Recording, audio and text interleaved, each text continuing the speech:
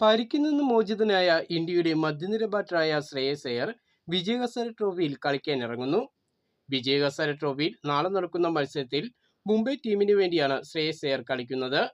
മുംബൈ ടീമിന് വേണ്ടി 2 മത്സരങ്ങൾ അയ്യർ കളിക്കുമെന്നാണ് റിപ്പോർട്ട്. കിവീസിനെതിരെ ഈ മാസം ആരംഭിക്കുന്ന ഏകദിന പരമ്പരയിൽ ഇന്ത്യൻ ടീമിന്റെ വൈസ് ക്യാപ്റ്റൻ കൂടിയാണ് ശ്രേയസ് അയ്യർ. പരമ്പരയിൽ കളിക്കാനുള്ള തയ്യാറെടുപ്പാണ് ശ്രേയസ് അയ്യർ നടത്തുന്നത്.